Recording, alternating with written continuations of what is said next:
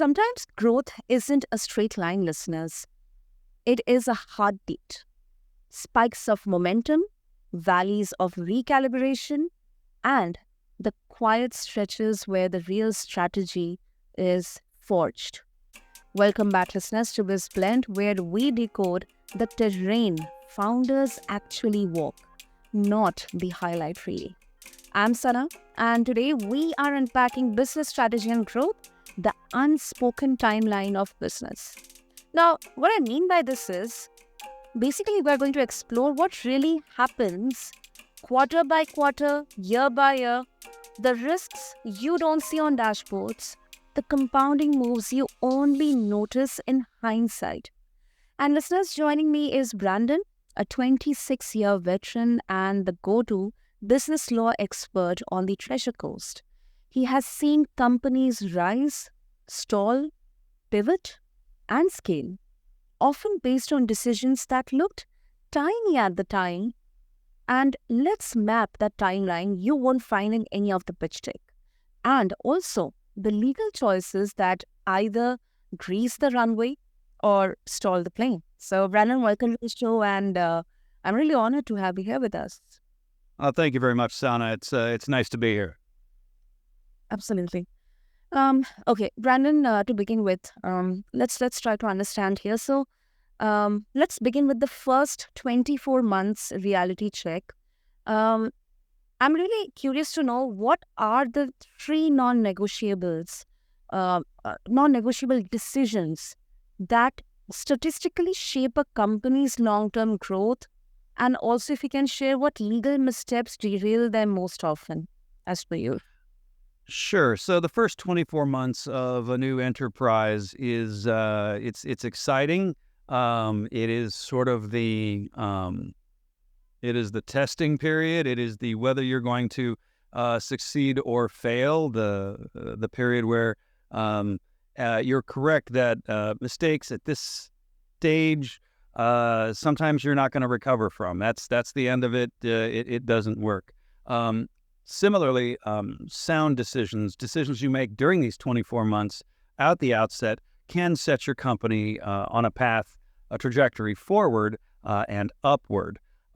One of the mistakes I see founders make in the first 24 months is, as it specifically relates to business law, of which I'm a business attorney, is if they're in business with someone else or someone else's money, that is, someone has staked the business, invested in the business, not in a publicly traded sort of investment kind of way. But if you're in business with someone else or someone else's money, the details of that relationship need to be reduced to writing.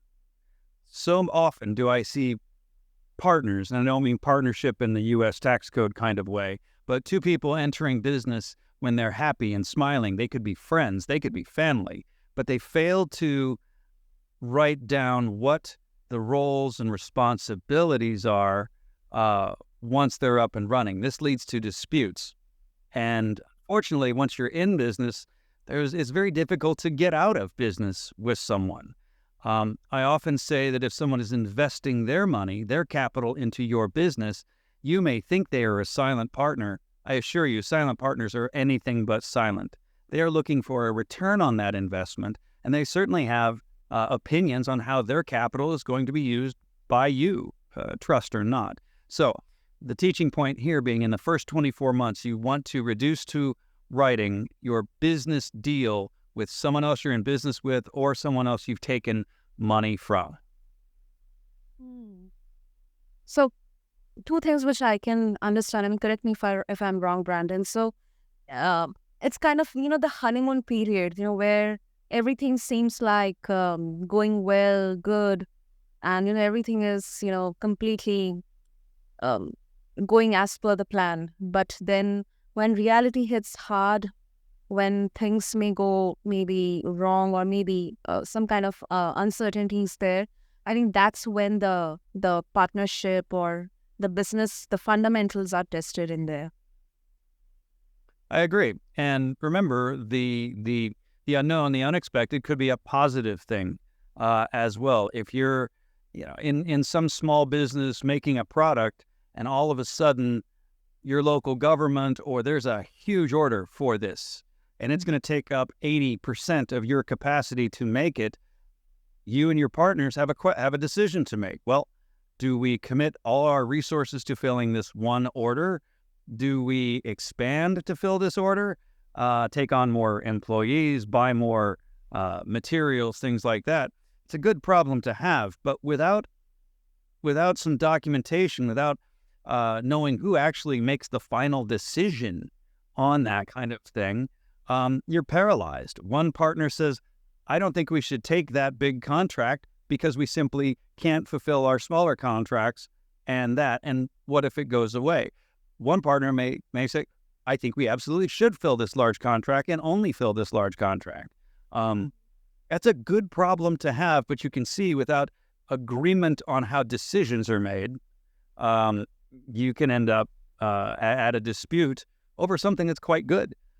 I've seen actual partners, unfortunately, at 50-50, come to blows, come to loggerheads over a buyout.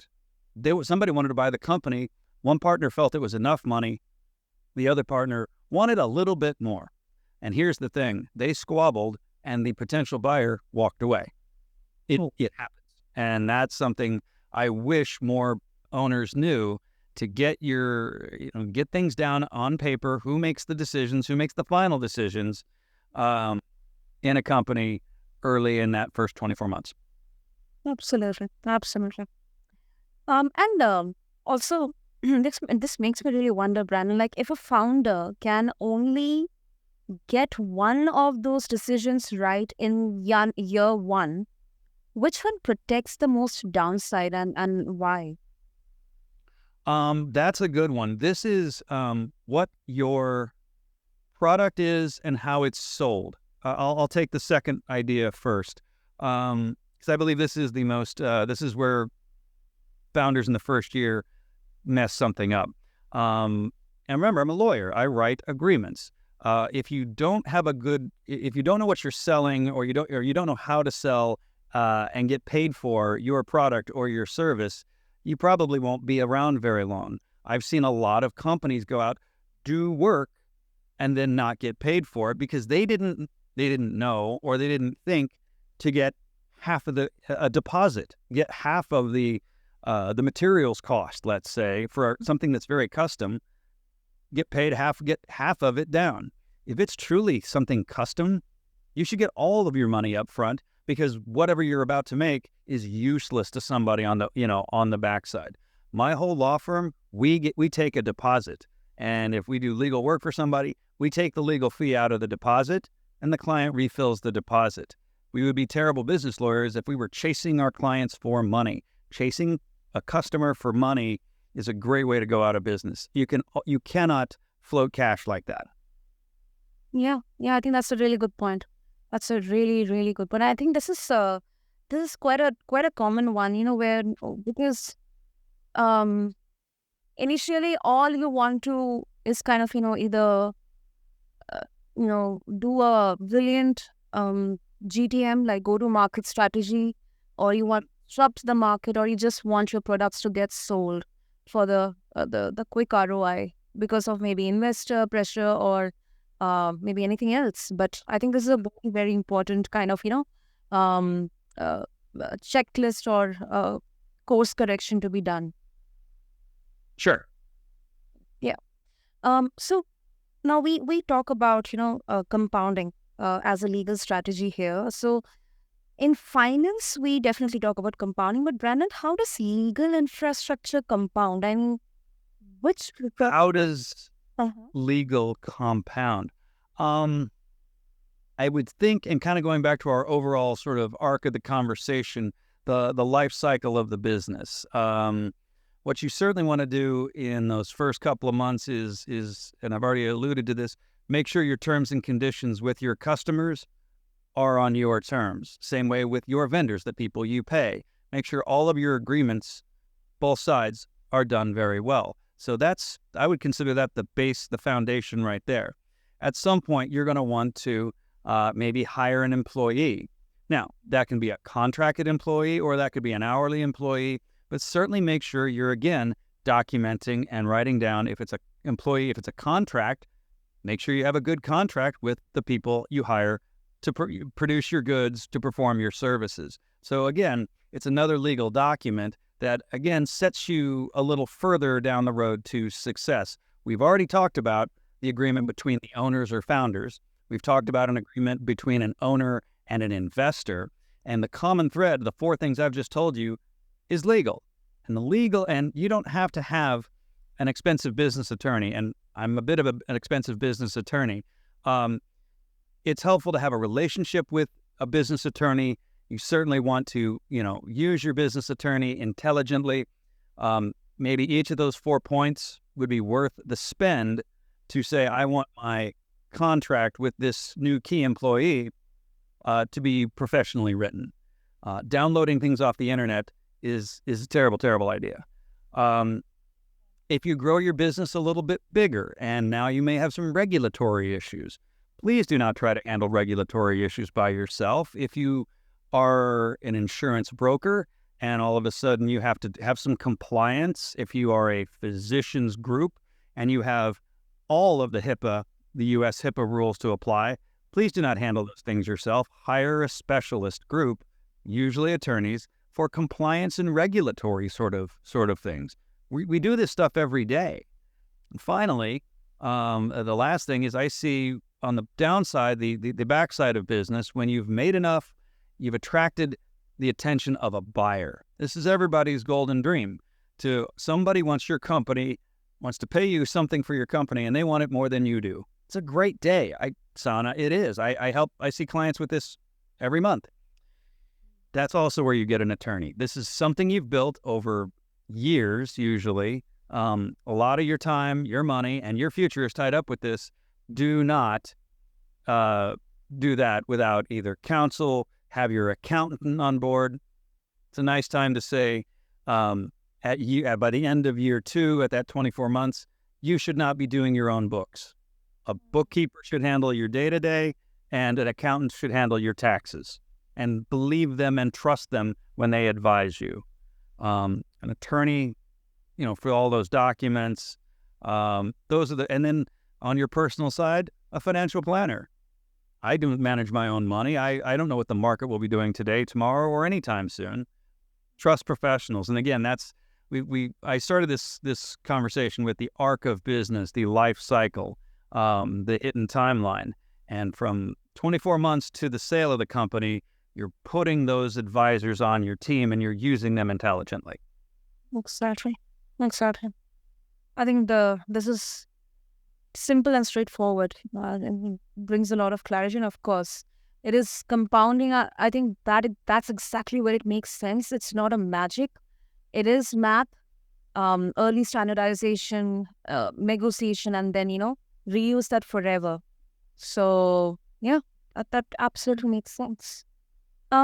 Sana, if I may, a lot of what makes entrepreneurs and founders good at what they do is that do it yourself. They are proud that they can, run every machine on the shop floor. They built their first website. I built my own first website for my law firm, but at a certain stage, you have to give those things up because they take so much of your time away from running the business or doing the hourly, the profitable work you do. That even like I said, rely on professionals. Let people do work for you. Do not run your own IT department. And I talk to business owners, very successful. They still try to answer their own phones. They still open their own mail. And even if it's 20 minutes a day, that's 20 minutes a day you're not getting back. Is that 2 hours a week? Yeah, no. Absolutely. I think that's where we often talk about delegation as a leadership skill or a leadership trait. I think that's where it kind of gets tested. Instead of you running the business is running you. So you don't have time for that foresight or that creativity to scale or expand your business. So yeah, I think that's a very Which is not to say that your own time management shouldn't be factored in. My assistant and I have a standing Friday morning meeting to discuss marketing, and I don't focus on legal. She doesn't work on the client work. She works on what's working for our marketing. Where are we deploying money? What are we buying? What are we advertising? Where are what's coming up that we have to prepare for? Maybe I'm giving a speech somewhere. These podcasts. And so every Friday we do allow ourselves the time, and it's a very tight 1 hour. And if something doesn't get covered, it rolls over to the next week. What we're doing and where we're going. So you do want to give yourself time for the softer sides of the business. Crushing every single day is very hard to do. Sometimes you do have to focus on the other things that are a little easier on the mind, at least in my case. Yeah, right. So, okay, so now moving on to the next pit stop in the journey, the mid-game pivot, which is the years 3 to 7. So now we talk about new market pricing, product line at the first real pivot. What are the quiet legal triggers founders miss that later choke growth? Licensing or data or something like that. Sure. With growth comes additional challenges, and that 3 through 7 is an important time. I caution against expanding too quickly. There's an old expression in my business. It's called hire slow, fire fast. You certainly don't want to bring on staff only to let them go later. That could affect your reputation, but it's also very difficult on your people to do that. So certainly when you need additional people to delegate to, you want to take your time. You don't hire the first person. You may want to engage a search company that does it for you, or at least gives you the qualified candidates. I'm sure you've seen just putting something on Indeed will get you 300 hits from everything under the sun. I won't make a joke, but it is. Yeah, we advertised for a paralegal, which needs a certificate of paralegal studies. Over half of the applicants did not have that, and it just so the hire slow, fire fast, and if there are problems, like I said, you want to get into those issues, remove problems before the rest of your business sort of starts bogging down, because a bad apple or a bottleneck in your company can absolutely slow down the rest of you. So 3 through 7 is growth, and so we talk about human and growth and delegation and people. You want to watch debt in this important time here. It is not unheard of to borrow money if it's a new project, if it's a building, if you need capital and your company takes out a line of credit to do so, but be smart about it. You certainly don't want to have more debt or debt you can't pay off if it doesn't go your way. Let's say you want to take over the space next to you in a shopping plaza. You've got too much business. It's going really well. Let's go for a second location. But that takes cash and quick cash, so you want to borrow money. I urge folks to be very conscientious about taking on debt in these sort of middle years. I'm not saying don't do it, because you can save money forever and you still won't have enough to open a second location. There's just no way to do that without a lending relationship. So control debt, watch debt. Don't be afraid of debt. But again, be very judicious about borrowing money in these middle times, because it looks like you've got cash flow. It looks like things are going well. Certainly, I think those are the two things I would want to really focus in these middle years. Oh, and they're very simple but very, very crucial. I really love the word judicious, because often I think cash flow is the backbone of any company, whether it's an organization or a startup or even a smaller business. And I want to bring in something very interesting here, Brandon. We have seen pandemic ruining or destroying businesses, because it was really, really uncertain. It was unforeseen, whether it's professionally or personally. And we have seen quite a number of examples in there, where companies, they would have invested huge amounts of their money. They would have, huge, very, very super ambitious plans of expansion, but everything got stalled because of the lockdown, the pandemic. So, how would you advise founders or entrepreneurs to be prepared? Is it possible to be prepared for such scenarios? Can there be any precautionary steps to be taken care of? I think so. And I think if we're using the pandemic as an example, I think we're all wizened now that, if something like that were to happen again, we've at least been through it once. I think my business has a plan that if things started, what office we could close, how we would retain staff. It's forward thinking. All our contracts all have now a pandemic clause in it that if we are closed for a certain amount of time, we are able to end the contract. Again, that's that contracting we talked about at the very outset of the conversation. So yeah, I think you can be ready to a point. Now, a full-on shutdown, a strike, a supply chain interruption, they're gonna be there, but good legal documents generally anticipate that kind of stuff. I live in South Florida. South Florida is notorious for being struck by hurricanes. We love it here, but pretty much through the end of October, August through October, we're threatened by a hurricane every other week. Some of them move off and we get a rainy day, but others have hit us pretty hard. So, our buildings are hardened. We have contingency plans. We send people home. We know where to get generators if we needed to be up and running without power. And you just sort of be prepared for it. It's the old Boy Scout motto is be prepared. And I think you can be to a certain point. The pandemic aside, business interruption will happen. That's why we have insurance, and that's why we have contingency plans.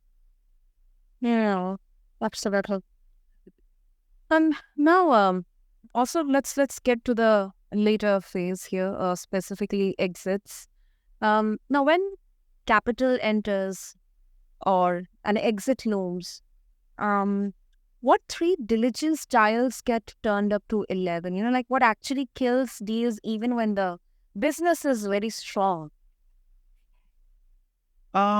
What to look for in the end stage, and what you want in the end stage for your business is long-term contracts that you've earned or won, that you've had for a long time. So your relationship with, let's say you sell a product or you sell a service, and you've got the contract to do it for your city, your local city. That's a great contract. That's going to give a lot of value to your company.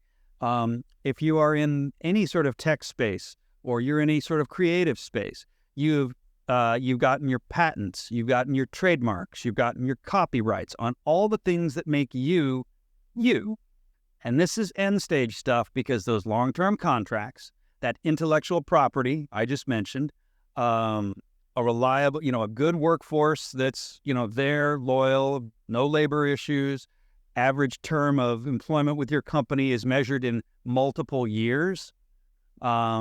And a strong balance sheet. You have not taken on crushing amounts of debt. You're not living hand to mouth. You may be large, but there's profit coming in, and the profits should be going to you. So those are the markers I look at when we're doing the due diligence. We're looking at an acquisition. Now, mergers and acquisitions is all I do. That is my side of the firm, and that is my favorite thing to do, buying and selling businesses. And honestly, you want to think about that 2 and 3 years before it's time. There are a lot of small businesses will continue to, particularly with the S corporation status under the U.S. tax code, they will continue to have their vehicles in the company. They will continue to have a son or daughter on the payroll. If you could see me, I'm doing the quotey fingers on the payroll. but that employee is just a family member that was just kind of getting paid. You want to eliminate all of that. You want to make your business lean and very, very, very profitable, because an investor, that VC you're talking about, is going to pay you on profitability, not sales. And by having, again, steady income stream, long-term contracts, good workforce, little debt or no debt, you're ripe for a takeover, and that's the big dream. That's when me and the client get to clink our glasses on closing day, for multiple seven figures. I love that. I love that. Of course, especially when it comes to investors, then sales won't matter. It's all about profitability. And Brandon, this is a bit of a personal question about your journey, but if you can give us the timestamp, like how many years in are you, and if you had to sketch the journey as chapters, what were the inflection points that actually moved the needle for you?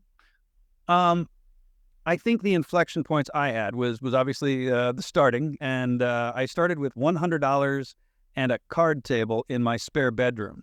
So there really wasn't much going on here. So that's that was opening. Certainly getting our first set of customers in the first 2 years. I think the next pivotal point was getting proper attorney commercial space that looked like an attorney would work out of it. Conference room and a real office, and that was, I don't know, around 2 years, 3 years, and it was right at 2 years. I know I got really tired of answering my own phone and booking my own appointments. So the first hire I made was from a temp agency. I have my own. We employ plenty of our people now. We use a temp agency because I was so afraid of permanently hiring somebody, an assistant, to answer the phones, to schedule these podcasts like this, run my calendar, make sure nothing got missed, and collect money from clients. It was hard for me to do that. It's a skill I don't have. Victoria, who runs the client side of my office, is quite good at it. So hiring the first employee, that was a big move. Moving to bigger commercial space, nicer. We moved up. We had some nicer clients. We got a nicer building. And then in 2018, we started in 2012. 2018, we merged with another firm. We all do different things, and that's where we put 5 names on the door. That really helped us, because being solo, I was viewed as a bit small. Right or wrong, you put a bunch of names on your door, Woodward, Kelly, Fulton, and Kaplan. You walk and you talk a little bit bigger. You get to say things like, we do this, our firm does that.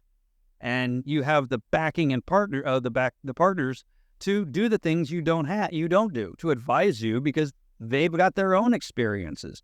So that really moved things forward. I think that's been 2018.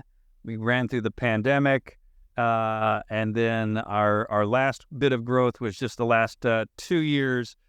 We moved our office one final time, and I got to be a leadership position in my local bar association. So a collection of lawyers locally. I got to be the president of that, which certainly brought a lot of attention to my area of practice. It got me a lot of referrals. And so the two things together, nicer office and a leadership position amongst the attorneys I work with, and we're booked up. I look at my day calendar, and I know I've got 2 or 3 matters to handle every single day, and I know we're making money off of it, and it's very good. It's a lot of worry. I don't worry as much. There's always worry, but not as much. Yeah, I really love that. Whether there's a steadiness, there's a gradual, I think, sustainable growth and clarity. I think this is so essential for founders, because if you have kind of this ladder sorted out in your mind and in your vision, I think that translates into the execution or the action that you do in scaling and growing of your business, or maybe in the fundamental, the first 24 months, as we talked about. So yeah, I think that's really, really great, Brandon. Congratulations for that. Thank you.